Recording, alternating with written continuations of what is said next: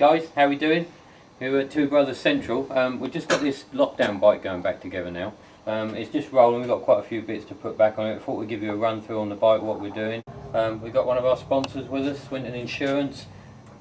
Big shout out to them for helping us this year. I mean, it's a bit of a hard one with the no shows, etc. But I'm sure we'll do something towards the end of the year. We can't wait to get out on these bikes. I'm going to give you a rundown on this bike, what we've done to it. We'll give you another rundown on a complete bike a little bit later on. But this one, because it's together and it's actually in bits, I can show you some of the bits we're doing. We've got the stretch swinging arm. That was courtesy of Fastec Engineering, the one I was telling you about before. That's all built and on now. We've got some steel rear sets. We use steel rear sets in stunt riding because when you come off and you crash, these actually bend and you can just pull them straight back out with a lever or something. Whereas with the cast ones or the billet ones, they snap, so they're no good. So we use steel rear sets. Got little stubby pegs here, the little stubby ones. If you have them any longer, when you crash, they snap. So we use these billet ones made by Vandal Engineering.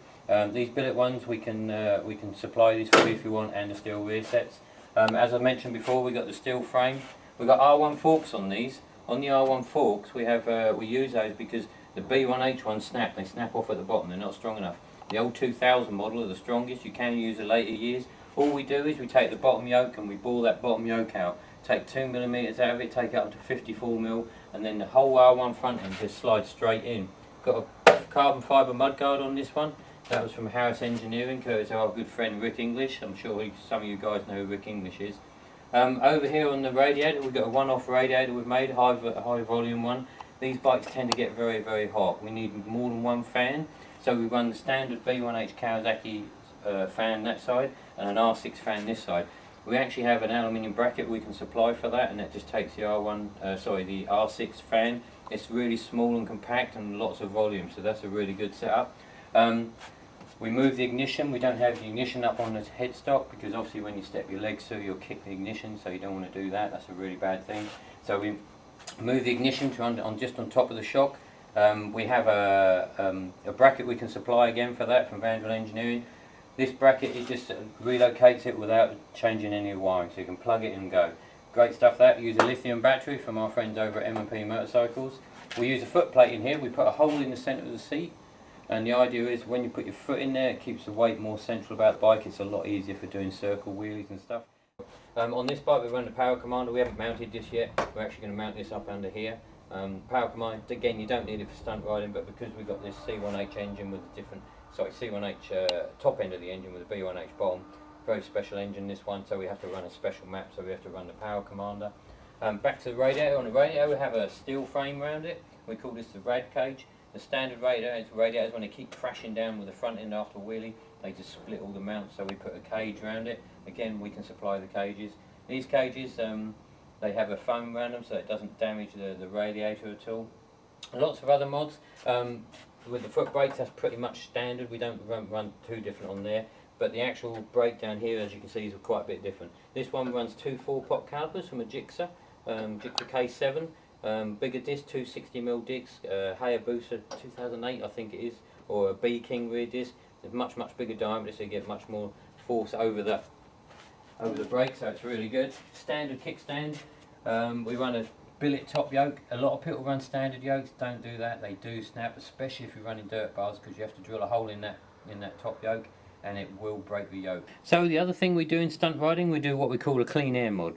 Normally the gearbox pipe tube that runs just in here comes up onto the bottom of the airbox.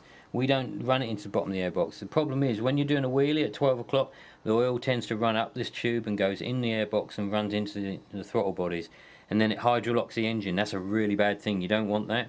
So we run this tube up around this side here and into this vent here, which goes to the top of the rocker box into these reed valves. So if it does push the oil up the gearbox, it runs around this tube and dumps it back in the top of the engine. That is one of the things you really must do on a stunt bike. You don't want that engine hydrolocking.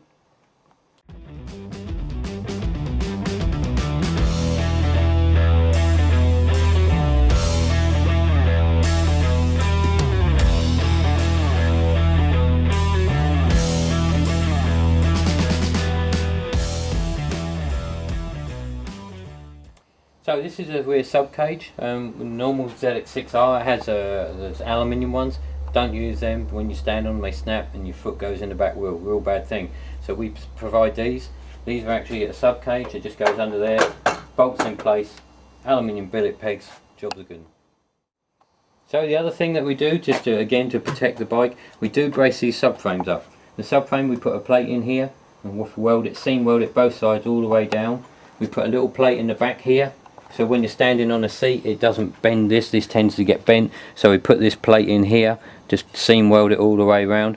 We brace this up as well, because this is on some standards only got one weld across here. We weld it on the underside there as well, that helps that. And then this one, the actual tank mount cross brace, that will crack and fracture across here, so we put these little gussets in here and just seam weld them both sides and seam weld them underneath, because from standard they're not seam welded underneath.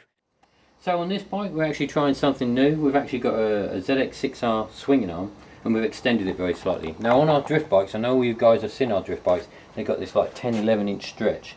Now what we're trying to do with this one is, we've only stretched it 50mm. Believe it or not, the other spindle originally was here, we've only moved it to there, and we've got another probably 30-40mm on top of that, we can move it back as well.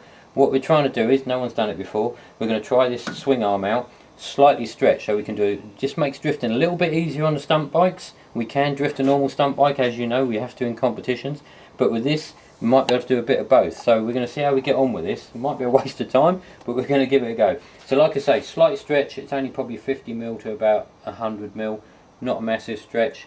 We'll see how we get on with that.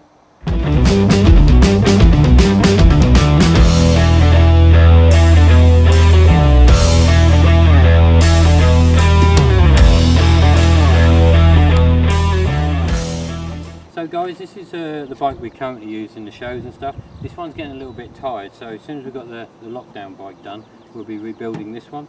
This one has a flat tank on it. All our bikes we run flat tanks. We've done these quite a long time ago. Again, this is a modification we can do for a lot of the stunt riders. It's actually a 2mm sheet welded on top of a standard tank.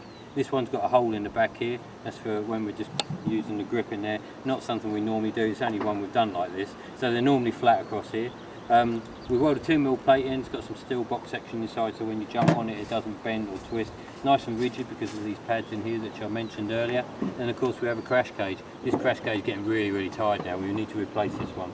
But the crash cage, that's just for when we crash. We do crash a lot when we're learning. When we're learning tricks, one of the things we have to do is learn how to get off the bike. So it's not just about crashing, it's about learning to get out of the way of the bike when you learn a trick. So this is a brake conversion I was telling you about. These two brakes are the handbrake. We have that just under the clutch. I'll show you that in a minute. And this is the foot brake. The foot brake's standard caliper and the standard setup at the front here. And then, like I say, these two run on the handbrake. Some people link them so it actually uses all three calipers on the handbrake and then only uses that one caliper when your foot brake. We put a junction valve in the master cylinder. Again, something we can provide. That's the handbrake setup. So this is the handbrake I was telling you about. It's just a one finger brake we use like this. We always got the hands like this all the time. So that's the clutch and that's the brake. It's just a lot easier to use than a foot brake. Plus when you've got your feet over the handlebars, or when you're doing standing on the seat and you can't get your foot near that foot brake, then we use the handbrake. So guys, we have some spindle pegs here on the front forks. These are pegs so we can stand on the forks. One of the tricks we do is when we start off that way, spin round and come back like this. It's a bit of a flatland trick, BMX flatland trick. One of the newer tricks in stunt riding. We don't do this one in shows very much. It's not very visual thing, more of a competition trick. But that's why we have these spindle pegs.